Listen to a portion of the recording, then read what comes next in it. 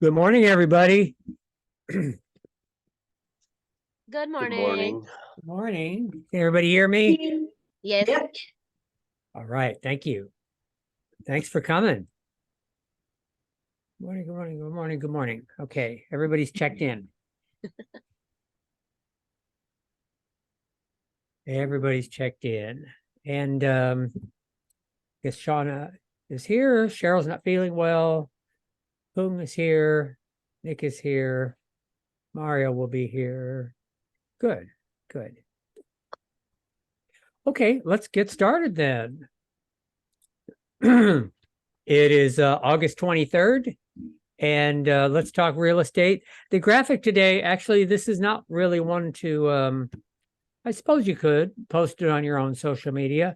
It's more of a recruiting Facebook thing, never stop improving, which is true. And it does have a little disclaimer that it's for a potential affiliation as an independent contractor. It's not a job offer, I guess is what they're trying to say. But that's our graphic for the day. All right, I have an interesting message. And again, these are points that we learned at the Superstar Retreat at Mike Ferry in Vegas. And so he got a big laugh with this. He said, some agents have said, yes, I may be failing in real estate, but I'm doing it my way.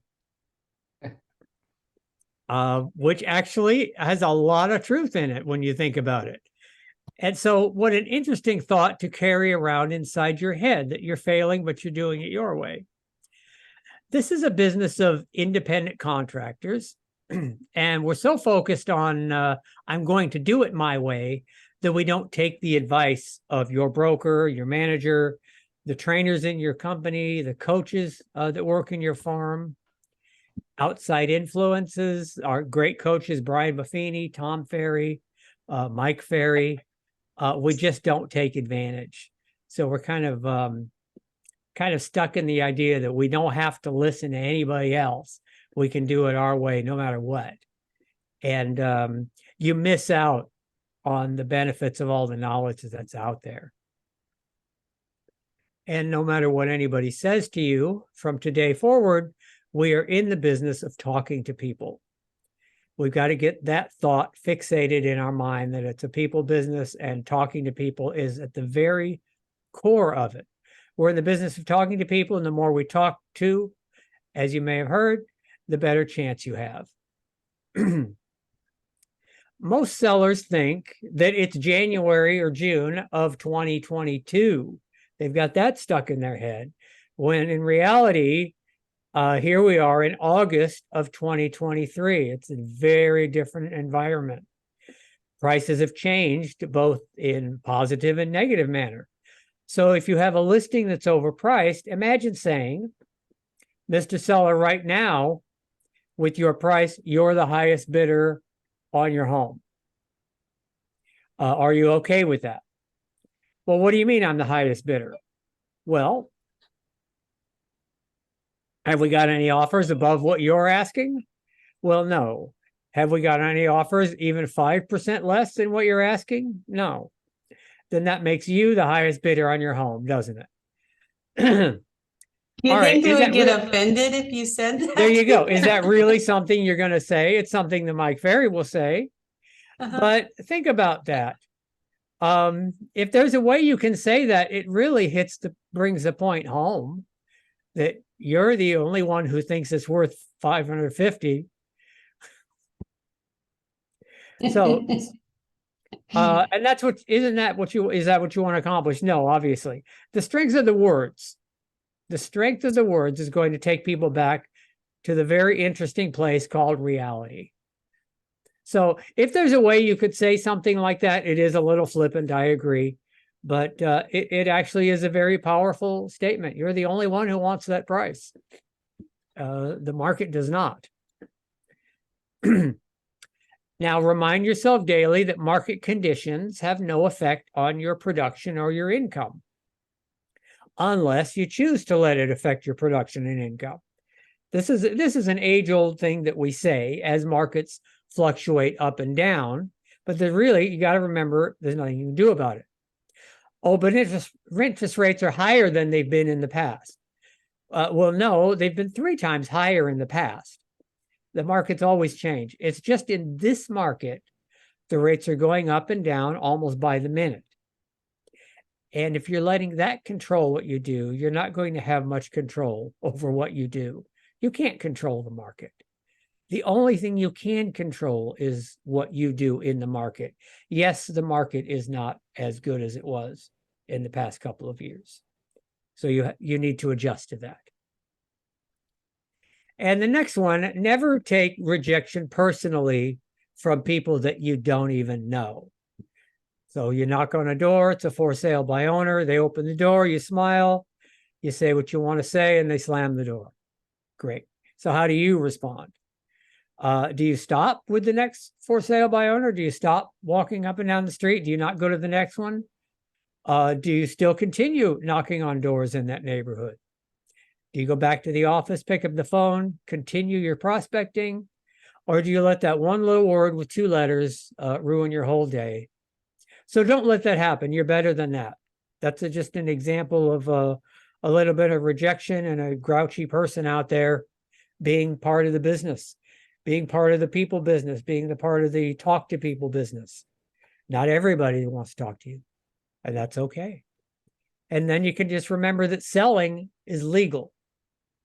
You're not breaking the law by being out there doing your job on a regular basis. Selling is legal. Selling is involved in all aspects of our life. And you want to be more involved in the sales process to get better results. And remember to treat your business like a business. So what are we doing? We take listings, and what have we got? I think we have a bunch of listings out here.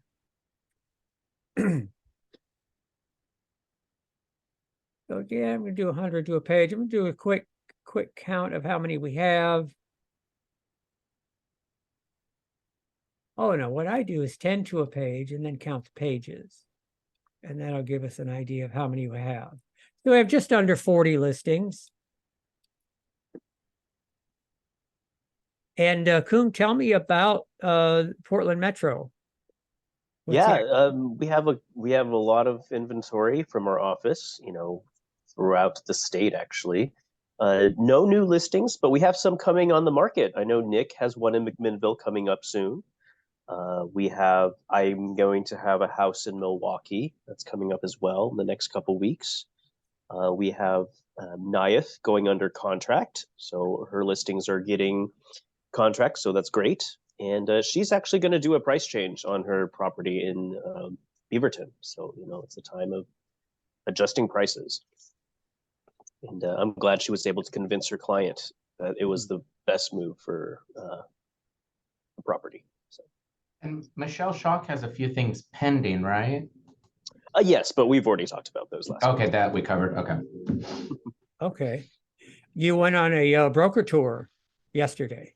We did. We looked at condos and freestanding homes in the northwest part of the city, downtown area, Northwest 23rd. Saw condos ranging from $345 up to $850. Lots of great condos out in the city. And then we saw a couple $1 million homes in the West Hills. Well, that's the rumor is you just went to Vista Ridge for the food. Right. That's a good reason to go on broker tours. It's fun. It's a great chance to meet other agents and look at the inventory, but also get lunch on Tuesdays.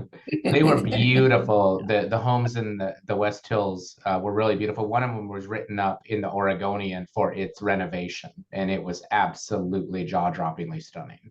I do have that up on our social media if you want to see some of the inside. You know any buyers? We're on the hunt. Yeah. All you need is a buyer for that. That's right. Okay, excellent.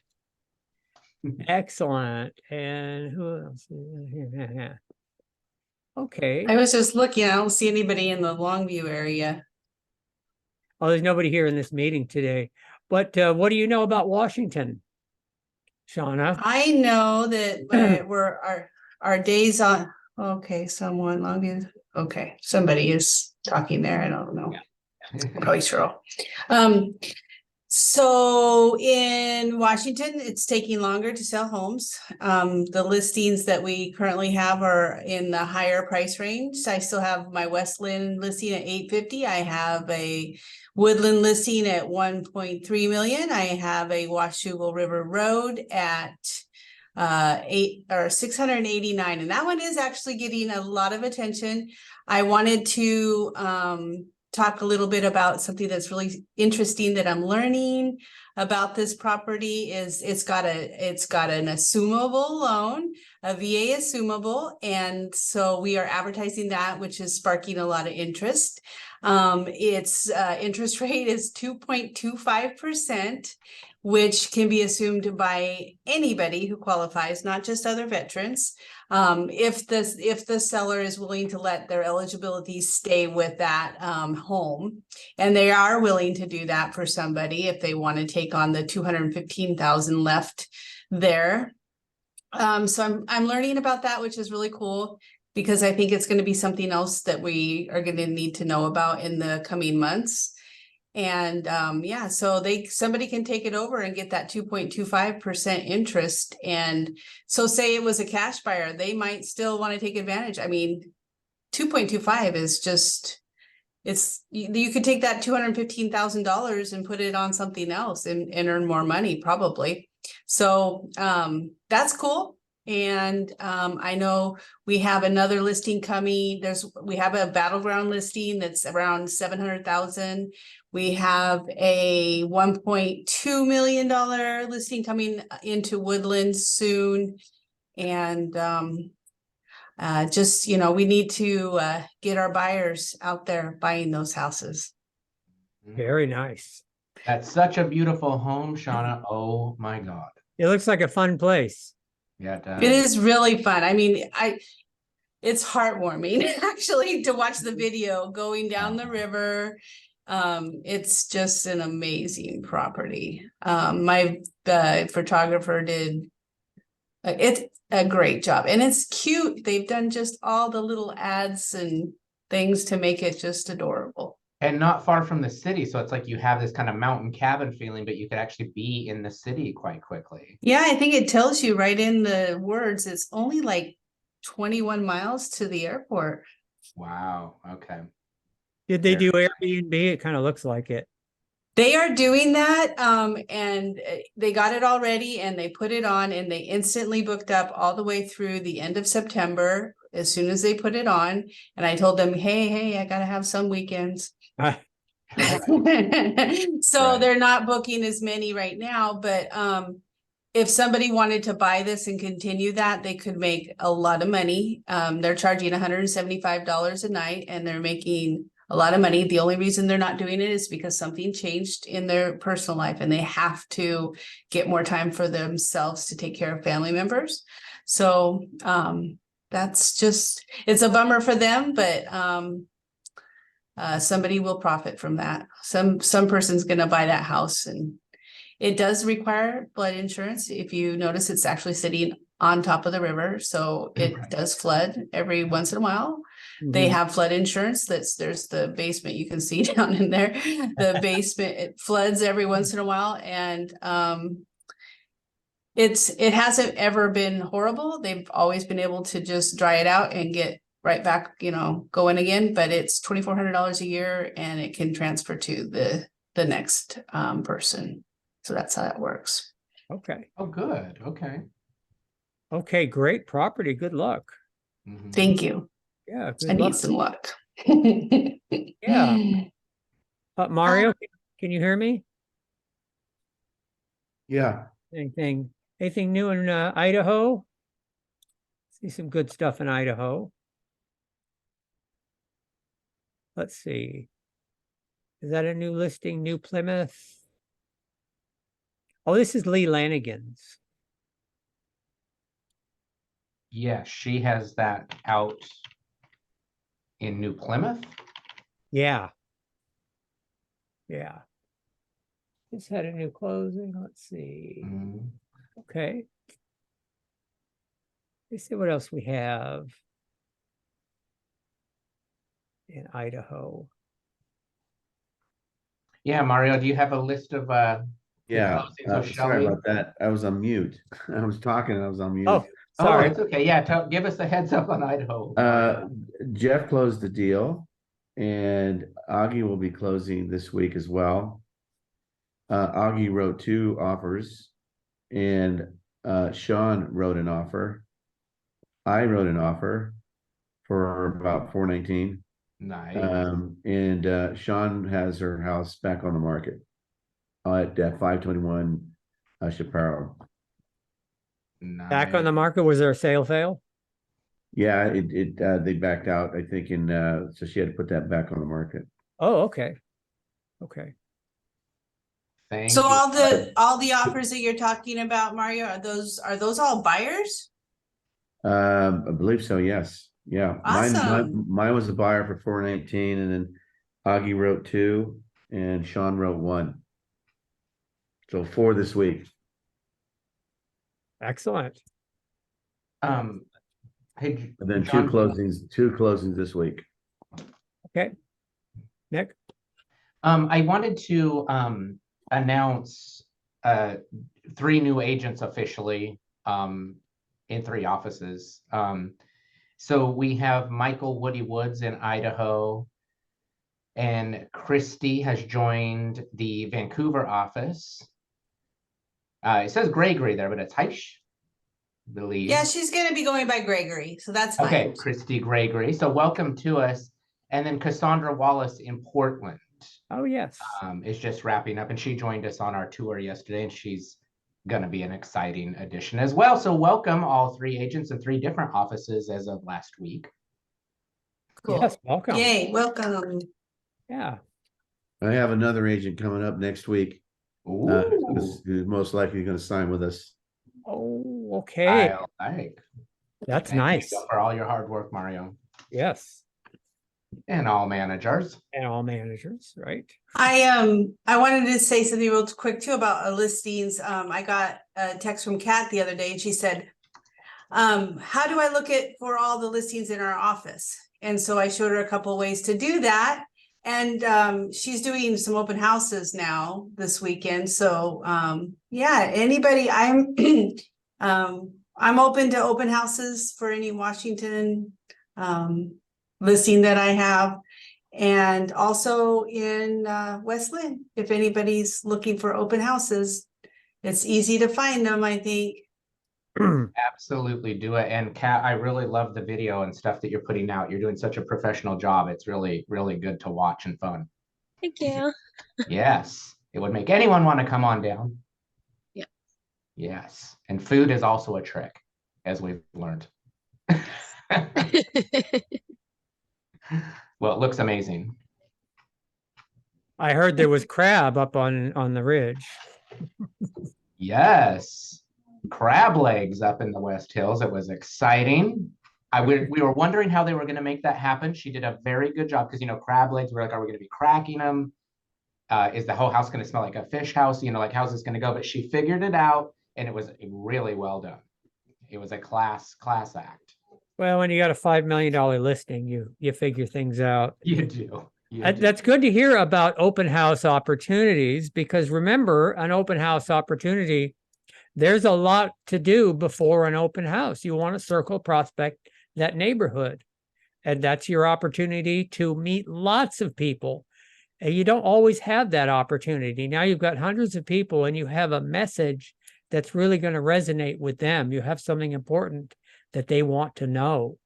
So call your manager, get the cold data, make the calls for the phone numbers you have, send the emails for the emails you have, think about a postcard, and put some preparation into that so that you're not just putting up a sign, that you've let hundreds of people know that this open house is going to happen. It gives you the best chance. You look like a big shot in the neighborhood, Yeah. and you'll add people to your database. So it's an excellent, I'm so happy that we're in a market now where we can have open houses, because open houses really are for promoting realtors. Mhm. Good. And the market's tough. Let's talk about the market. Company events. I'm going to move this to the bottom so that we don't forget, because it's the last thing we should do. Okay, so the news of the day is it broke 7. Just really quickly, the 30-year fixed rate is averaging 7.09, an increase of 0.13 percentage points from last week. It's the first time the rate has moved above 7% since last November, and it's now at its highest point in 20 years. That's all going to be the news. The 15-year rate is a little bit lower at 6.46. And here's I don't know if this is a useful statement. Rising rates are the direct result of an economy that continues to do better than expected. Really. The upward movement paired with high home prices is making a home purchase increasingly unaffordable for many Americans. So it's a complicated story. If you want to know more, I put in a report here, market predictions for 2023 from Forbes, and I read that this morning. And I'm not going to read anything now because it's pretty dry. And it also brings home the point that nobody really knows much. But most of the major economists think it's going to remain about the same. It should remain under 7 throughout the year, or hovering at 7. And so that's as good as anything. And if you want to read this, spend 20 minutes reading this, it'll just reinforce that. Thank you. Yeah, it's the Federal Reserve trying to control inflation, and somebody has to pay for that, and it's consumers who finance things. It's harder to buy a house. It's much harder to buy a car, a brand new car. House payments have doubled. Well, car payments are even higher. They've gone up even higher than that. So that's what is happening. The Fed is trying to keep inflation down. And it seems like they've done a good job of it, but they want it even lower. All right, I have the market actions published for July. I have a new one for Cowlitz County, and we'll review those numbers when we do the role play on that. So Kung, there's a small report here on the mortgage rates, which doesn't get too in depth. What did they have to say? We pretty much just said everything this report says. You know, mortgage rates are 7.9 this week, 09 this week, which was up from 6.96 the prior week. You know, as we said earlier, this is the highest rate in more than 20 years.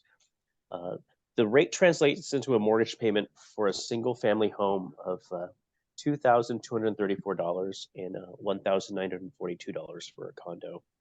The increased mortgage rate is exacerbating housing affordability as home prices are climbing in this limited inventory environment. Something has to give for rates to come down, and that something is the next decision by the Fed. So let's see what they do. Yeah. Yeah, the NAR is blaming the Fed because the NAR is an advocate for lower interest rates, always has been.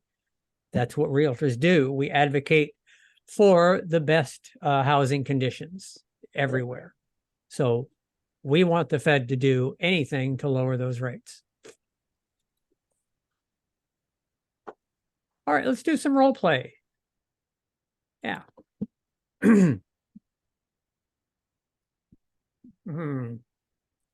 All right, how's the market? So right here on your productivity hub, on the left is how's the market. This is updated weekly. And it's your talking points. It's your elevator speech. It's a quick review of the market in your area. Nick, how's the market?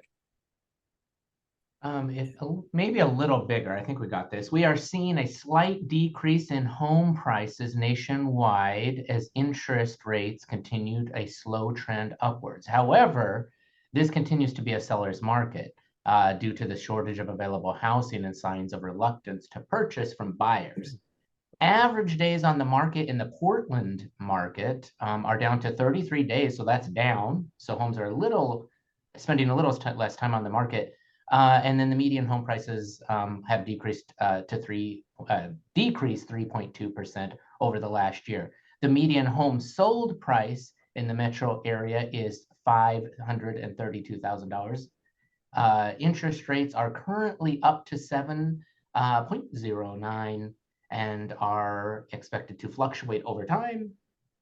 This is still a great time to buy, as it is a seller's market still, and date the rate, marry the house. There you go. There you go. Let's see. Shauna, how is I did that wrong. Kat, could you tell us how Vancouver is? I can, yes. How's the market? So we are seeing a slight decrease in home prices nationwide as interest rates continue a slow trend upwards. However, this continues to be a seller's market due to a shortage of available housing and signs of reluctance to purchase from buyers.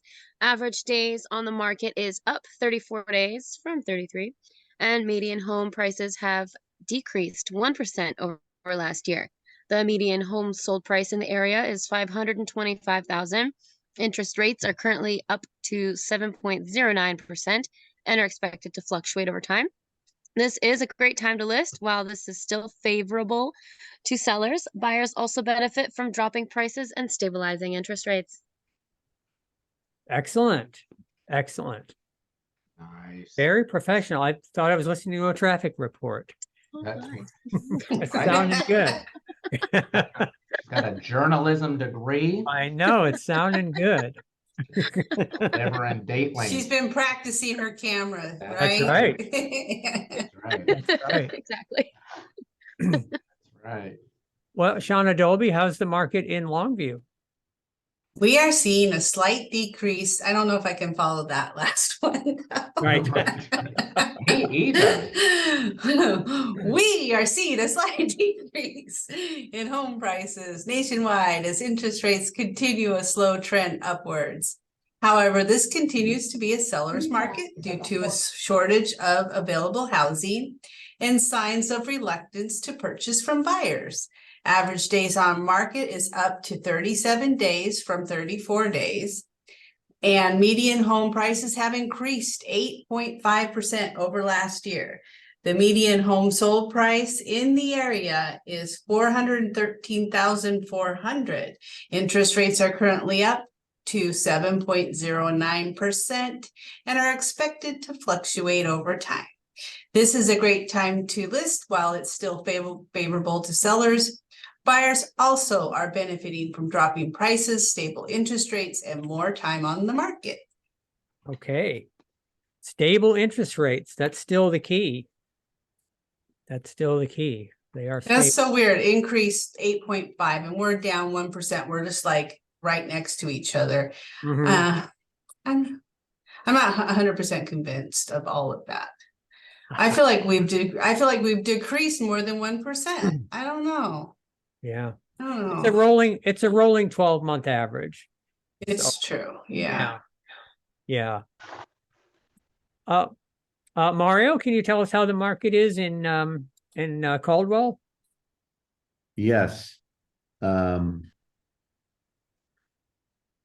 seeing a slight decrease in home prices nationwide as interest rates continue to a slow trend upwards. The Boise metro area is now considered a buyer's market, which means that the supply of homes is greater than the demand for homes. The average days on the market is down to 29 days from 47 days, and the median home prices have increased 3.7% over the last year. The median home sold price in the metro area is $595,000. Interest rates are currently up to 7.09% and are expected to fluctuate over time. This is a great time to list while it's still a favorable to sellers. Buyers also benefit from dropping prices, stable interest rates, and more time on the market. Excellent. A bit of a different market than the West Coast. Very good. Very good. All right. Thank you, everybody. You know where to find that, and have a look at that so you're ready to be asked that question as you do all this talking to people. If you're going to do an open house, you need this more than ever. And look over some of our materials down here. There are blogs on how to do an open house and to really make an event out of it. And what are the things to take with you to answer questions? You want to know every house in the neighborhood for sale when you're sitting in an open house. You certainly want to know how the market is. And you certainly want to be able to talk about that interest rate and why it's not the bad news that people would like you to think.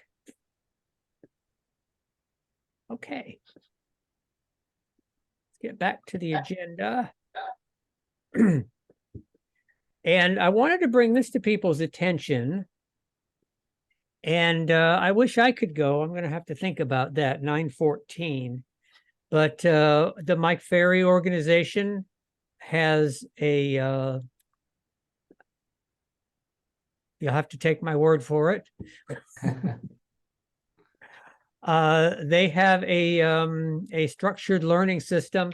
So they have, I believe it's an on course. I believe it's $700. These are the things I remember, but it's an intense review of the 5-point listing system and the things that go along with it.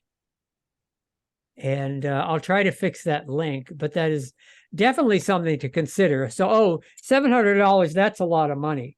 Well, that's a month, you know, for their monthly coaching, it's less than 1 month. Their coaching is very expensive. And there's several people in this meeting that have been through that.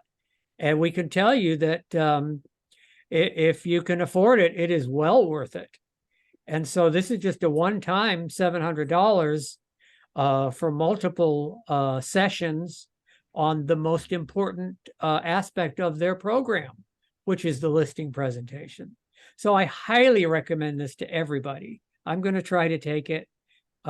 Everybody, please consider whether that's something you're able to do. And I'll fix that link as well. And more education is there's an Accelerate schedule. And that's at 21 online. And this link will go there. And I already opened it. It's right here. No, it's right here. Here we go. This is Accelerate. That's the basic course. It runs for 4 weeks, 3 days a week. And you'll be in a group of up to 100, and they're usually full, 100 Century 21 agents throughout the country. And so we got 3 start dates, September, October, and November. Another really great one is Go List, which is a more intense program designed to get you a listing during the program. And most people do. And that's September 26th to October 5th. So go into 21 online, Century 21 University, take a look at those. All right. Let's take a little break from this. I'm going to bring you a video. I brought this video to the session this morning at 9 o'clock, and I'm only going to play a little piece of it right now. And it's not sales related exactly. And it's Washington. It's not Washington specific, even though it is the Washington lawyer. But it answers a question that we've been asked several times is, what do I do with a client who's been working with another agent and may have a buyer-broker agreement with another agent? And the answer that Annie Fitzsimmons has is going to surprise you.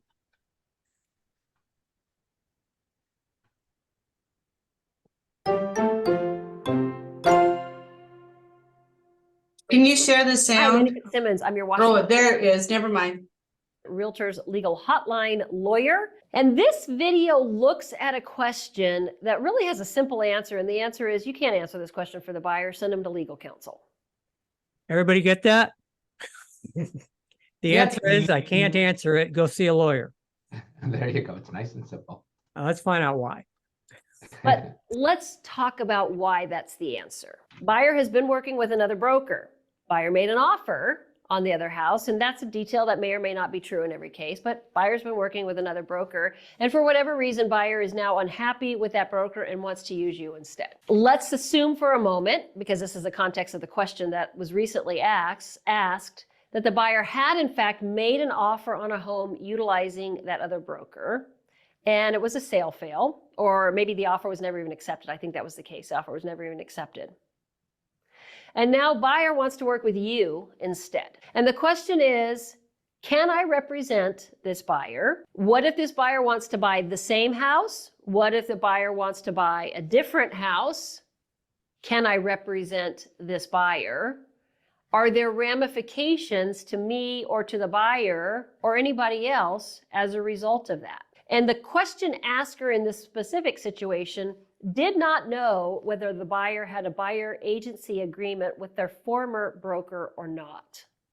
That's an important question to find an answer to. Remember, the ultimate answer to this question is you can't answer this question. You got to send that buyer to legal counsel. Why would I say that? Because if buyer has an existing contractual or other relationship with a broker that would obligate the buyer to pay compensation to that other broker, you can't get in the middle of that relationship.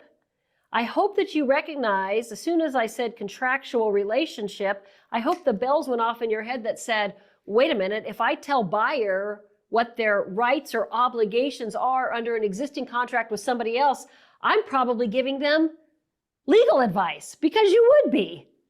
And brokers, you're not licensed or insured to do that. So that's why I say the ultimate question is you can't give buyer the answer to this question.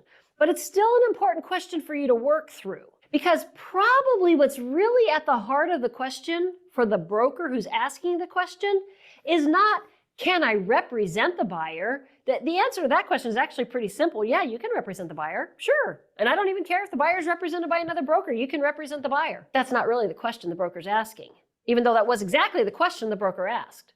What the broker's really asking is, will I be compensated if I represent the buyer in the purchase of this property or another piece of property? And I don't know the answer to that question. If the buyer has a buyer agency agreement with the other broker and the buyer breaches that contract by purchasing the property with you and not with the other broker, then you will probably earn compensation that's been offered from the seller through the MLS. But your buyer will also owe compensation to that other broker. That's certainly not what your buyer intends. Send your buyer to legal counsel for assistance with that. Okay. I'm just going to play part of that. The whole thing is posted here. If you want more of that, if you're analytical and you enjoy that discussion. But that came up several times recently, and the answer is we can't answer that. If that happens to you, somebody says, oh, I want to look at houses, but this realtor is not helping me. They don't understand. They're a lousy realtor. Then talk to your manager, and the first thing the manager is going to find out is, is there an agreement out there? And how can we get out of it?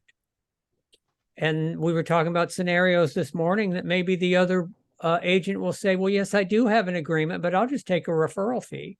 Or maybe you just offer them a referral fee so that the client can work with who they want. Because the client has a right to work with who they want. And why should they pay for a service they're not getting from that agent? So it's an age-old problem. It's been around since day one. And there's It is a problem because I've had worked at a brokerage where they pushed and pushed us to get the buyer brokerage signed. I did. I wrote an offer. The offer wasn't accepted. It was an in-house listing. I since left the company, and during that it was a very short time, the same buyer came back and wrote an offer on that same property, and I did not get compensated. Wow. Yeah.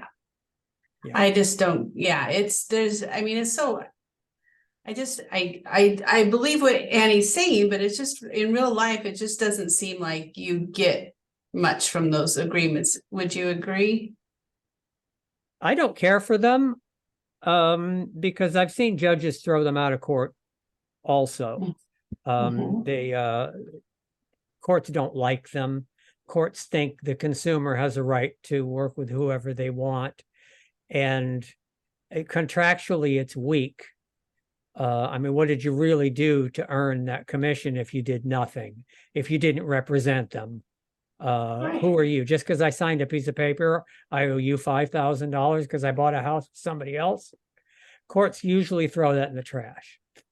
So there's that reality as well, but that doesn't help you if somebody's going to fight it. So Still, that if I can add a comment, Please. the video is an excellent video, and I'd like to have that as I hire new agents here in the branch in Caldwell.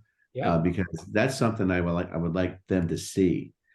In California, we don't have a blue sheet, and we never did. Here in Idaho, you have that blue sheet where you can actually lock in a customer, a client. And I've heard, because we had a situation here in our office, that people here will have agents here will have clients sign that and put a year, literally. I've never done that in California, where you lock in a customer for a year to help them find a house that they would buy. Here in Idaho, people are doing that. So it's interesting. In California, we didn't have a blue sheet where you lock in customers. If I've never had someone say to me, I don't want to work with you. But I've had people say, I have an agent I don't want to work with anymore. I want you to represent me. But then I would ask, do you, had you signed anything from them, even though we don't have a blue sheet? But here in Idaho, it's interesting, this blue sheet business, where you can actually lock in someone. But yeah, I did call the legal representative here, and they said, yeah, agents here will have clients sign that for a year. Wow. That was interesting. Amazing. Okay. Yeah. But I'd love to have a copy of the video so I can show that to new agents here. Oh, absolutely. Well, it's here in this blog, in this agenda. It'll be right there. Okay. Real estate discussion. Okay. Oh, Shauna, you brought some very nice information. Why don't you tell us about excellent service? Sure. This is from Brian Buffini, and Yeah. he does work by referral. So obviously your customer service is going to be top of the list of what you need to be doing. And he's got 5 tips for providing white glove service. Selling or buying a home are considered 2 of life's most stressful events. It is a complex process involving many important decisions, not to mention a significant amount of money. As a real estate agent, your clients will look to you for guidance throughout every step of the transaction. In fact, 86% of all buyers and sellers use real estate agents. So when somebody is trying to tell you that they want to sell a house for sale by owner, pull out that statistic right there. Really, and buyer, they're going to have more buyers than you will by yourself. So real estate agents who go above and beyond providing white glove service have the edge over their competition. These agents are educated, compassionate, patient, willing to employ a bit of tough love, and keep a healthy sense of humor. The result, clients who are happier, less stressed, and more apt to refer their family and friends to the agent. Here are some of the ways that you as a professional real estate agent can offer white glove service. I think we can all agree that, if you're working through a transaction with somebody and it's stressful and you're, keeping them focused, but keeping it a little bit lighthearted sometimes, making, jokes of things and having some fun along the way, they're going to enjoy you a lot more. Right. That's A right. superior skill set.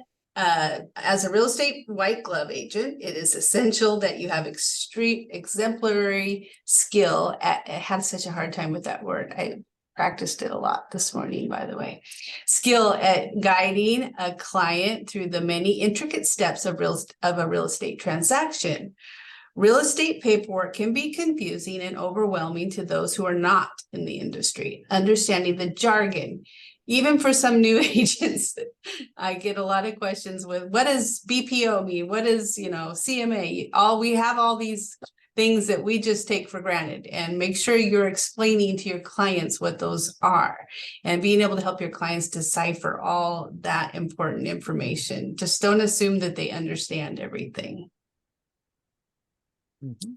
Okay, number 2, outstanding individualized and personalized service. When a client is considering selling their home of many years, they want to be treated as an individual, not as a client that gives you a listing. That makes sense. They want a real estate agent that respects their legacy and emotional connection to their home. I wrote myself a little note. Be sure to showcase the client's home the best with high, these are just a no-brainer. We all know, we've talked about, I think, just in the last couple of weeks, of getting the great photos, videos, and marketing it the best way possible. But when, I think Shauna has gone with me on a listing presentation. When I go and I go through the house with the client, I write down a lot.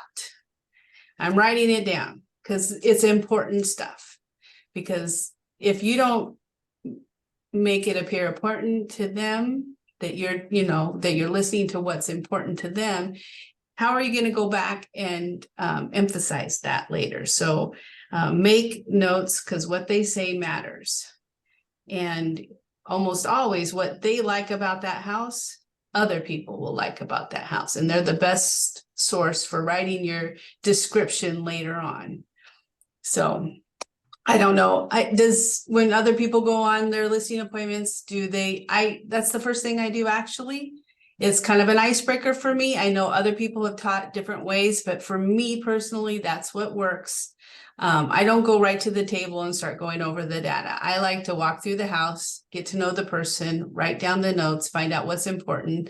So when I give you my presentation, I know that they spent, $50,000 in their backyard, and that's going to make a difference to them when I'm giving the presentation. So I don't know, Brilliant idea. Yeah, walk the house with them and get that intimate detail on things they've done and events, and yeah. Of course, that's contrary to some of the other training. It is, I know. Because it's a time consumer.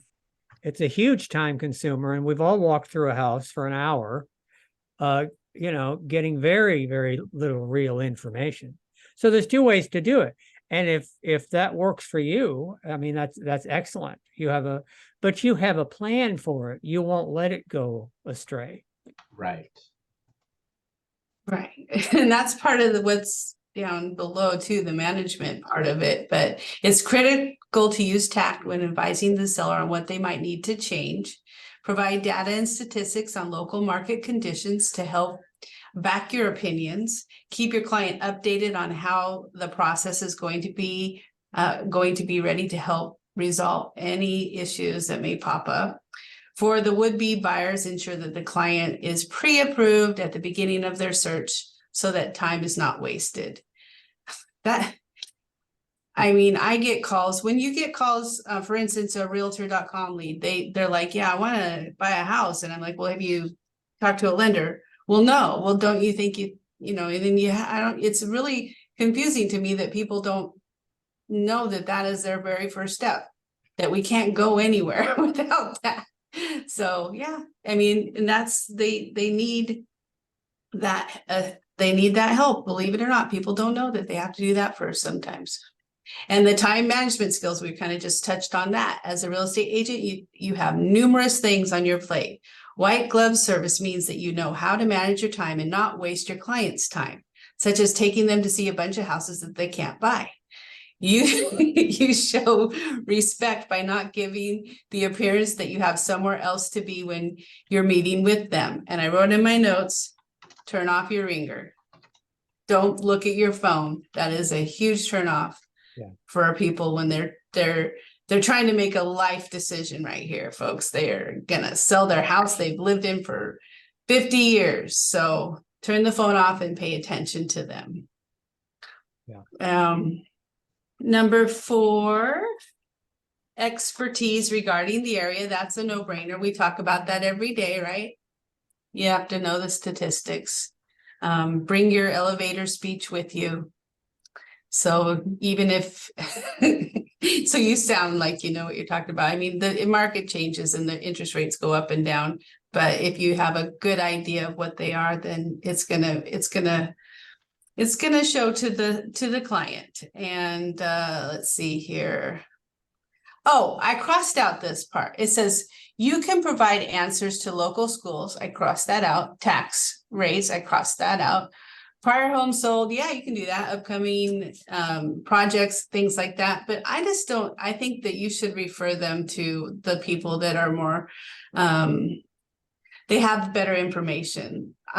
School, I don't know why I have never, maybe because I didn't have children, so I don't have firsthand knowledge of schools in the area.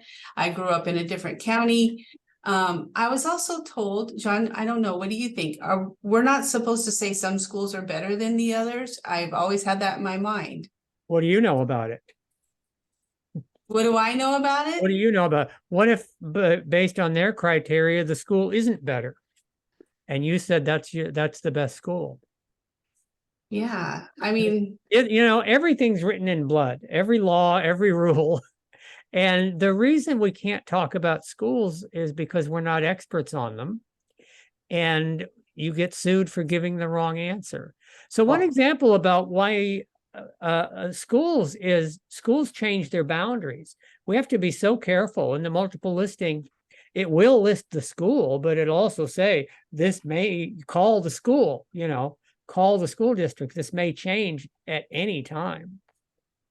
Yeah. Also, I think it could be considered steering, and so on. It could get into that. And if you really want to get tricky is tell them about the crime.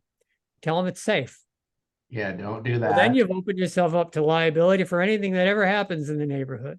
Yeah. You bring up a good point about schools. Like in California, we're instructed not to say anything about the schools. It's up to the buyer or the seller to. Right. I always tell them they have to look it up themselves. And I honestly, people who have children and they care about their children, they usually do that themselves. Right, exactly. Exactly. I don't know. They know more about the school than you do. I guarantee you're coming into that area.